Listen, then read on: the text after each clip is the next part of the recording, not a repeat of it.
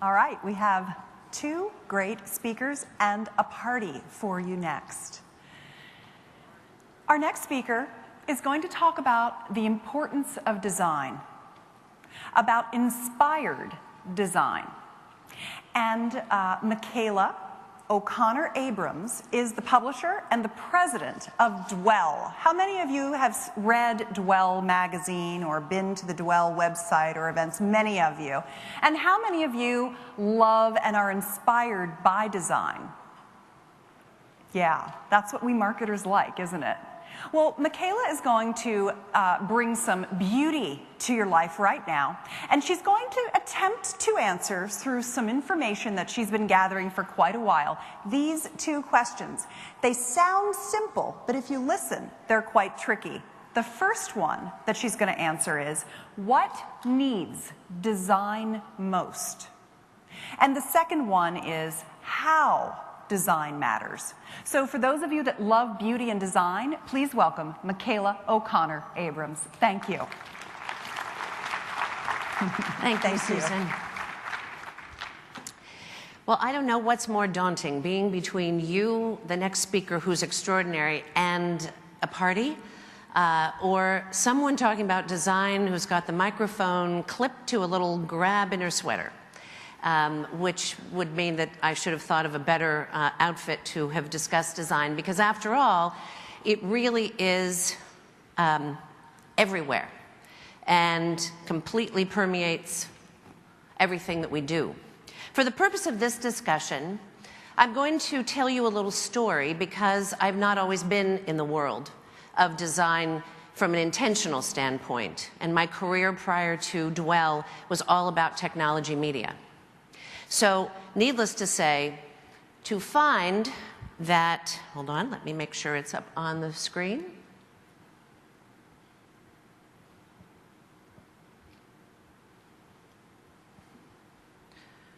To find that this home that I lived in I'm not going to say what year, when I was very, very small.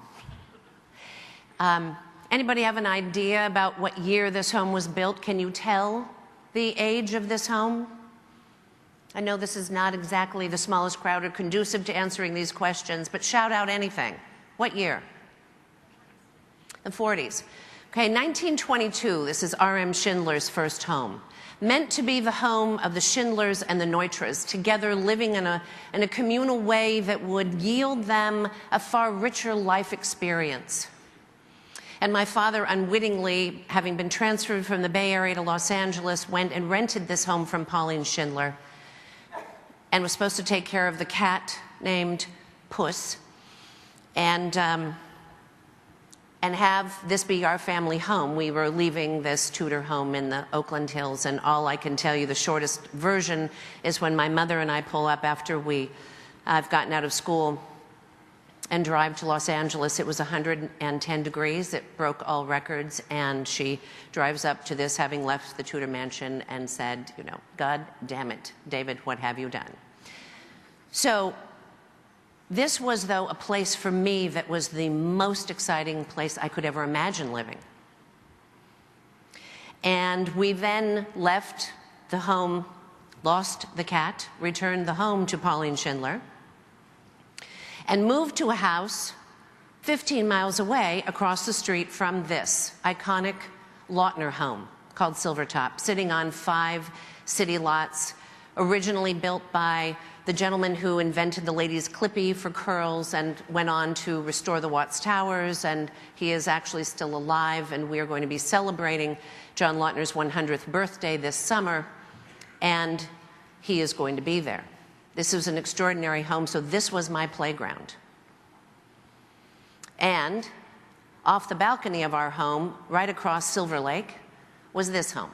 And this was Neutra's home and studio, and went on to be sold to a family that I grew up with. And so the idea that you would move from Schindler, across the street from Lautner, and across the lake from Neutra, and never really think about that significance until many years later, when you end up starting and developing a media company with a founder all about the impact of good design.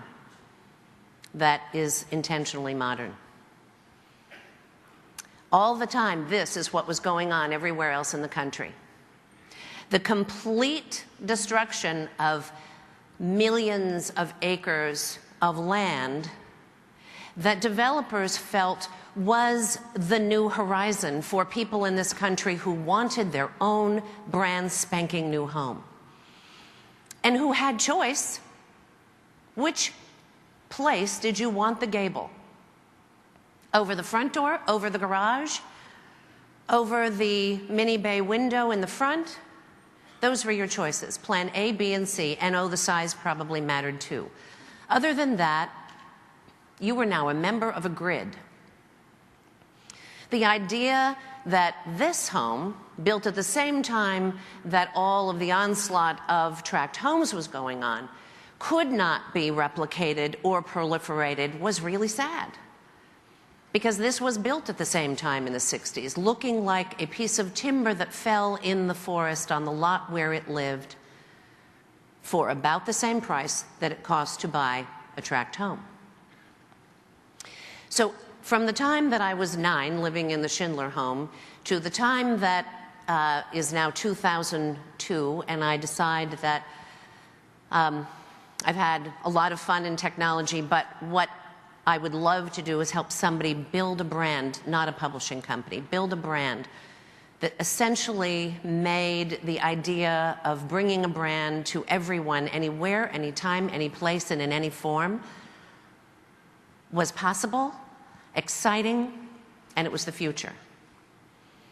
And so I found the woman who owned that shack in downtown Mill Valley, and who, through a process of just her own exploration, no experience of any kind in design, but knew that she wanted to build a different home than this one after a while. And that is what it became. And that is still there.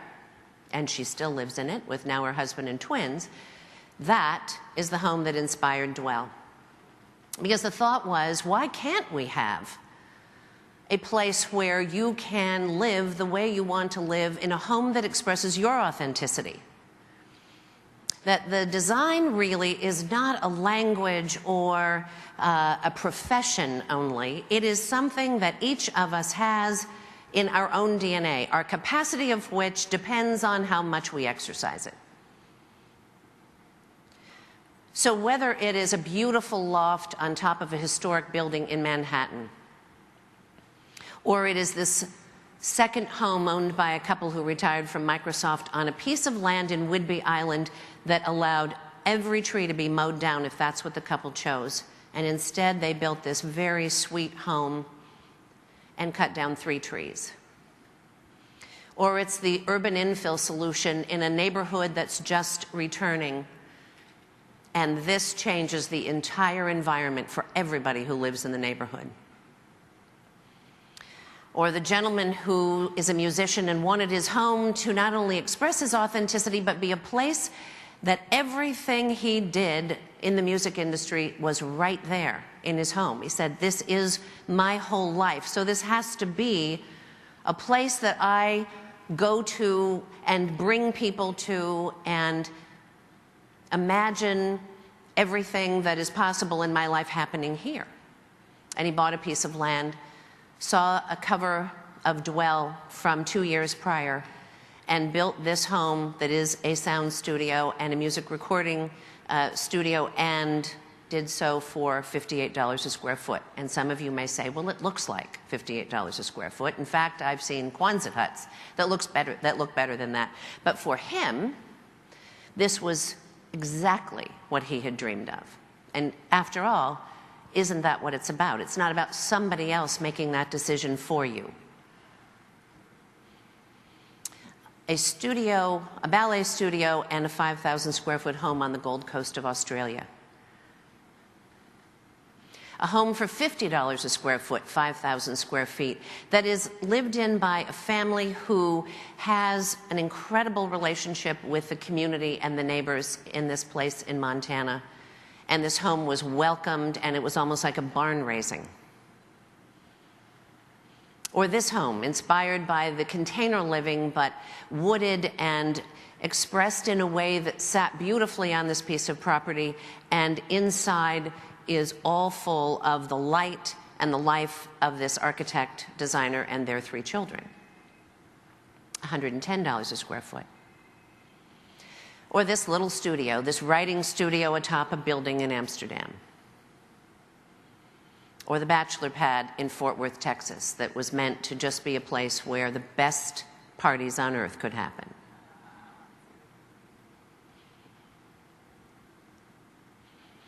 Or a home in North Carolina that was designed to be the launch of the Dwell Homes collection. Because we have a belief that prefab, which is not a double-wide trailer, is actually a building system that can mean many things, and it's volumetric, and it can be panelized, and it can be a kit of wood, is a very real, sustainable way to continue building. And the silver lining to the housing crisis, if one can even call it that, the silver lining, I don't mean the crisis, sorry, is that all of those developers building 5,000 and 10,000 homes at a time on this entitled land have come to a screeching halt, because we haven't even begun to absorb the homes in foreclosure. And so all the time that this has been happening, the Dwell Homes collection has expanded by almost 65 homes.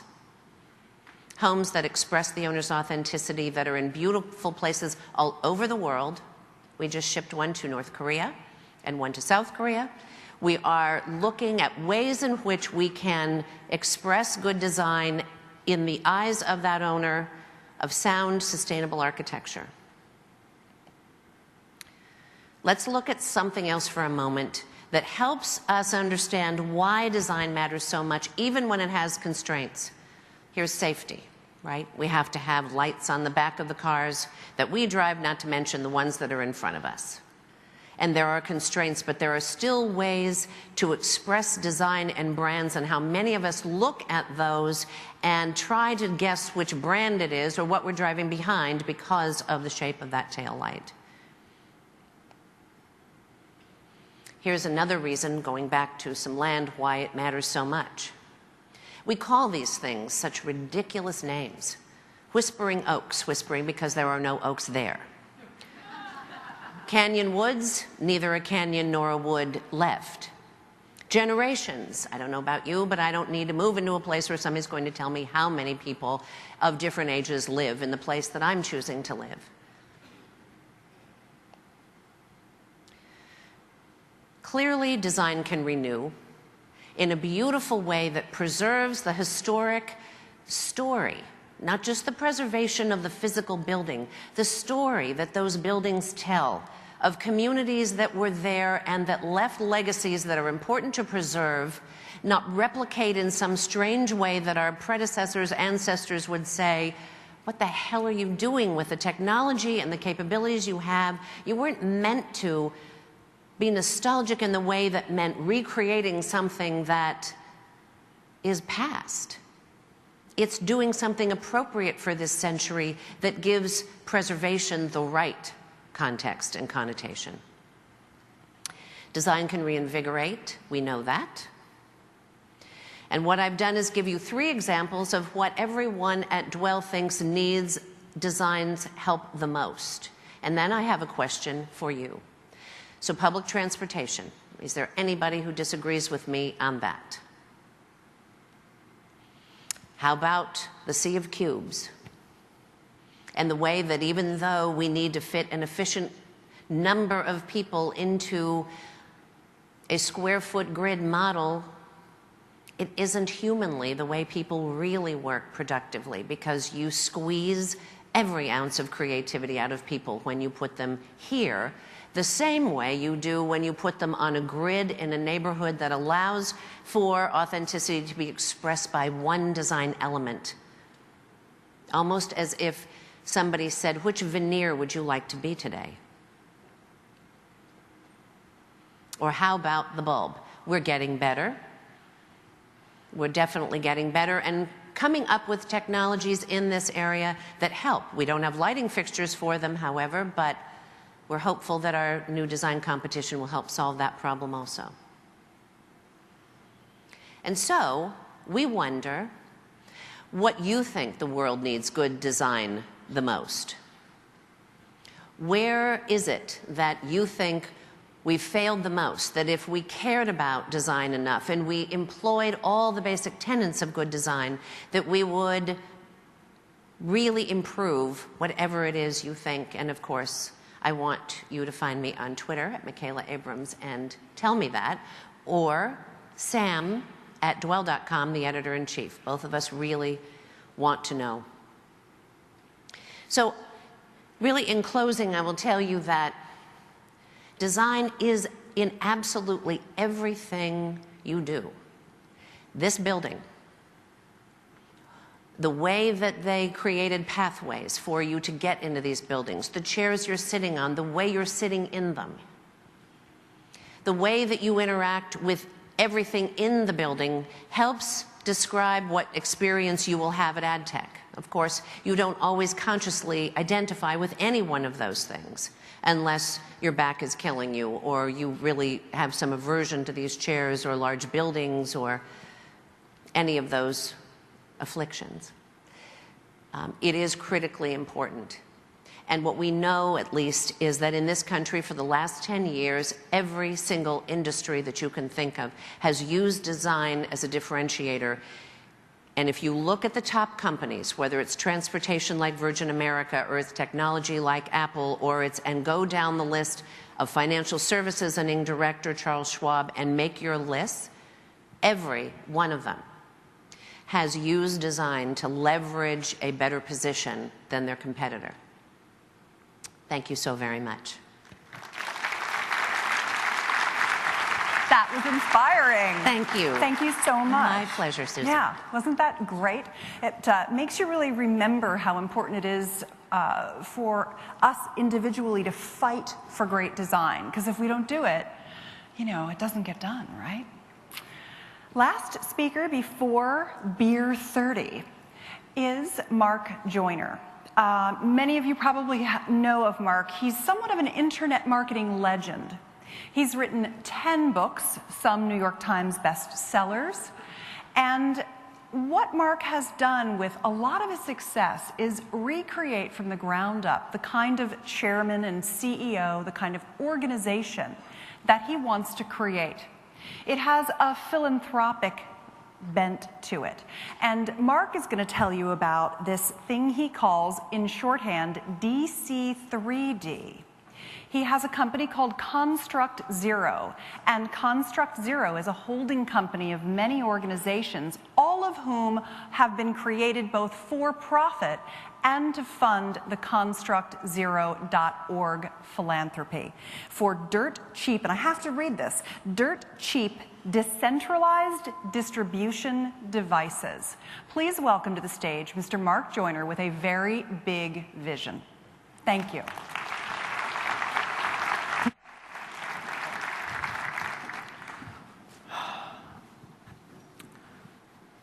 Said that Bucky Fuller's defining moment was when he was contemplating suicide on a bridge. And he thought, instead of killing himself, why don't I just ask myself a really profound question? I mean, I'm going to die anyway, so what if I were to remain alive without any of the constraints or preconceived notions about what my life was supposed to be like?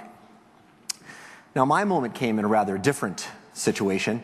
In 2005, I just sold off the businesses I was running, and I was in de facto retirement, and I'm sure if anybody here who's tried it, they'll concur. Retirement is seriously overrated. I couldn't stand a couple days of inactivity, let alone the prospect of a whole lifetime of it. So I decided to ask myself a rather Fuller-esque question. What could I do to create the biggest possible impact in the world? So I started by looking at what I think are the world's 3 biggest problems. War is the obvious first answer. Wasted brain power. You might not think this is a big problem, but it's summed up very beautifully by this old adage. PhD in physics is the surest path to a position in management at McDonald's. Now, deprivation. You guys probably don't think this is a big problem here, but as you'll see here in a moment, it's actually a lot bigger than you think. It's getting bigger. So as I was contemplating these ideas, it struck me that one of these problems was really the key to all three: deprivation. So I thought, what if we were to redesign the world so that there was no lack, so that everyone in the world had unfettered access to everything that they needed? Water, food, clothing, sanitation, electricity, internet access even. What if it was all just there? Now, of course, I'm not talking about some socialistic notion of redistribution of wealth. What I'm talking about here is a state of technological advancement, where this is just an empirical fact, not some kind of a system that has to be maintained through coercion. So what would happen if we did this? Well, the wasted brain power problem would be no more. I mean, if people aren't pursuing their dreams because they have to make compromises in order to gain access to the basic necessities of life, if we had unlimited access to these things, everything would be very, very different. Now, we'd be asking ourselves different questions, wouldn't we? Instead of waking up in the morning and thinking, what am I doing in this job? Another day of this crap. We'd say, what can I invent today? What can I explore today? Wouldn't that be an awesome morning to wake up to? Now, as for war, I think that this theory holds as well.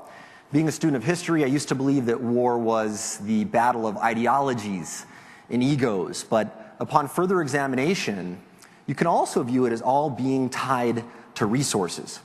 The ideologies that are used to justify war are really just being carrier waves for greater frustrations. So think about it. I mean, what really happens when we go to war? We have a small number of people who make a decision, and then we have mass influence that convinces everyone to support the war effort.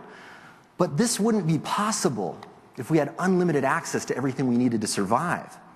Surely in this hypothetical future, we'd have megalomaniacs, but their efforts to garner support for war wouldn't be so successful when they said, we've got to go attack the enemy, otherwise they'll take away all of our resources. The people at large would know this to be false, as an empirical fact. So how then does one solve this problem of mass deprivation? I mean, surely it's got to be a logistical impossibility, otherwise it would have already been done, right? I mean, who's going to control the manufacturing plants that provide the basic necessities of life for everyone in the whole world? And how can we possibly distribute these things to everyone in an economical way? And how can we also make sure that the people who control this distribution chain aren't abusing it for personal gain? So I had a thought. What if we were to address this problem in a way that no one had yet considered? And what if all of the previous assumptions we had about the most effective way to address this issue were all false? So since I had the freedom to look at this problem from a totally clean slate, I asked myself, what if we were to design the solution that had the greatest possibility of success? What would this look like? Well, the first new assumption is that there had to be no central point of failure. Now, when I hypothesized earlier that deprivation was the root cause of the world's biggest problems, we could probably improve that statement a little bit by saying that really centralized control of the world's resources is the cause of the world's biggest problems. I mean, if they're under centralized control, a small number of people could capriciously take away access to all these things. So whatever solution I came up with, I had to make sure that it was decentralized in nature. Next, I realized that the solution had to be mimetic in nature. That is, it couldn't be physical per se, because then we'd have to overcome the Herculean constraints associated with mass distribution logistics. So this had to be one hell of a meme we were devising here. Now finally, while this meme wasn't physical, it had to result in a real-world consequence. Now, some might say, Mark, the answer is already here. It's capitalism. Maybe they're right. And I'm not here to debate politics. But Adam Smith's ideas have been around for a long time, yet mass deprivation still exists. So if the solution resulted in a real-world consequence, objects that people could hold in their hands and use, they wouldn't need any convincing about adopting a particular system. In the same way that the introduction of the cell phone resulted in radical societal shifts, the change caused by the introduction of these objects would be instant and permanent. So the solution was to invent a class of devices that I call DC3D. That's short for dirt cheap, decentralized distribution devices. That's a mouthful, hence the acronym. So what does that mean? Well, dirt cheap means it has to be a device that costs less than $5 US to make. Decentralized means it has to be able to function without connection to some kind of a centralized distribution system. Distribution means it has to be a point of distribution in itself, and more specifically, it has to distribute or make available some of the basic necessities of life. And device simply means that it has to be an object that does something. It can't be vapor. Now, I was rather happy with the solution, but there was one really big problem that these didn't solve. See, while these overcome the challenge of having to have a centralized mass distribution network, how then are we going to get these devices in people's hands? So here's how we'll overcome that. While we're going to own the patents for these devices, we're going to allow anyone in the world to produce these royalty-free. Now, the really cool thing about this is when the plans for these devices are available on the net, no petty tyrants in the world would ever be able to stop their distribution, no matter how disruptive they find them to their own personal agendas, which I think is kind of cool. Now, I want you to imagine for a moment the impact these devices would have in the world. What if everyone in the world had unlimited access to water, to free electricity, to a freely available, nutrient-rich food supply? And in later devices, we even hope to provide unlimited, uncensorable access to the internet. What would your life be like, and what would that world be like to live in? Now, before I leave you with a couple of really interesting closing thoughts, I want to share with you for a moment here how our organization is structured and also how we're going to go about doing this. We're really 3 organizations in one. Susan was saying earlier, ConstructZero.com is sort of a conglomerate organization, something resembling the Japanese Keiretsu model, and a portion of the profits from that are funding ConstructZero.org, and that is the research and development center where we're actually going to be building and testing the prototypes of these devices. And the patents are going to be held in something we're calling the World Heritage Technology Foundation. Now, we have 5 distinct growth phases before we'll actually get into the real fun. Phase 0, the first phase, is already complete. Up until now, we were a rather far-flung organization with myself and a few team members in an office in New Zealand, and the rest of our 40 staff members spread out all over the world. But we're now consolidating everything in San Bruno, and we're hiring locally. Now, phases 1 to 3 are some secret commercial objectives we have that'll provide the funding for phase 4. See, we realize that we've got to fund this out of our own pockets. Otherwise, our objectives would be sullied by the agenda of our donors. And I think that these objectives are important enough to ensure that they remain unmolested in that way. And phase 4 is going to be the groundbreaking of our R&D campus. And that's where we're going to be flying in scientists and engineers from all over the world to work on these projects. Now, I want to leave you with 2 thoughts. One on a more somber note that's underscoring the urgency of this project, and one that offers a small glimmer of hope. First, here's a chart from the United Nations Population Reference Bureau, and it shows the current population growth projections. As you can see, we're expected to break 10 billion by 2050. Now, we're about 7 billion now, pretty close to it. Now, what's really alarming about this chart is that almost all of this growth is in developing nations. Very little of it is in the industrialized world. Now, in closing, I want to share with you 3 bizarre inventions that really give me a lot of hope. British inventor Josh Silver, he's a former professor of physics at Oxford, and he invented this ingenious device. Now, you might look at this and say, Mark, this is just a pair of glasses, and you'd be correct. But there's one little tiny difference. These glasses have an adjustable prescription based on pressure of a layer of water sitting in between 2 lenses on each side. Now, what's cool about this is you can mass produce one single universal device. So this drives the cost of these glasses way down compared to normal prescription lenses, which is pretty amazing. Now, here's another rather clever device. It's among the closest I've seen yet to a valid DC 3D. It's not quite there yet, but it shows a lot of hope.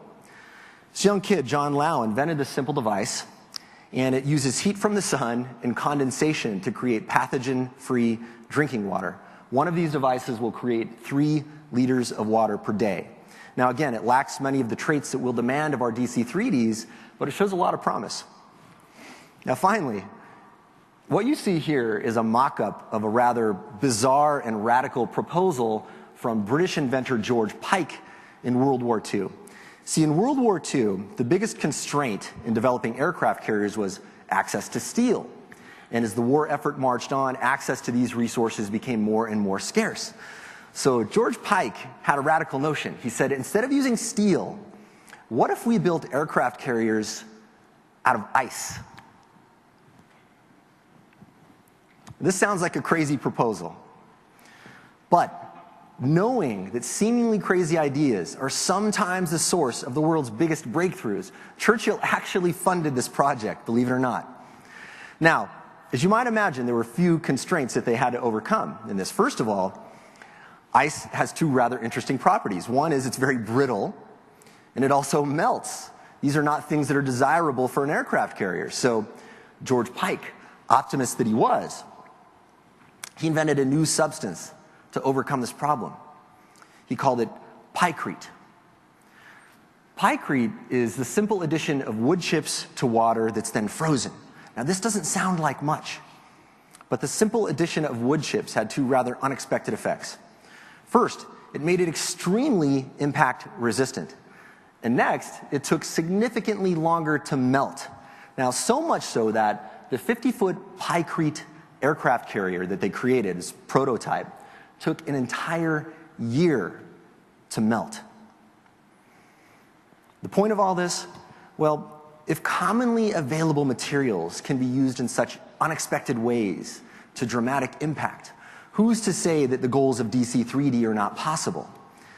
See, I don't think we need new technological breakthroughs to make this work. What we need are the right scientists and the right engineers, uncorrupted by the prejudices of the less open-minded of their profession, with the right funding and the right leadership. So what we're talking about here is possible, and if we can do it, we must do it. So in closing, I'd like to ask you to think for just a moment about the impact of technology on our society. One can look at history, real history, mind you, not as the soap opera of which leader was better at bamboozling a nation, but instead as the story of technology. Leaders have come and gone. Entire cultures have come and gone. But technology, it carries with it this mimetic spark. It's passed on from generation to generation. We don't know who first harnessed the power of fire, but we pay silent tribute to this guy every time we heat our homes. The challenge is, while this fire heats your homes, it also heated the ovens of Auschwitz. True history is the story of technology, but more specifically, it's the story of how technology has either enhanced or taken away our liberty. I say we absolutely must focus our energies on developing technologies that enhance our liberty. And if we feel that this is out of our grasp, that perhaps we don't yet possess the technological wizardry required to make a significant impact, I would remind you that sometimes all you need is a little bit of water and a pile of wood chips. Thank you.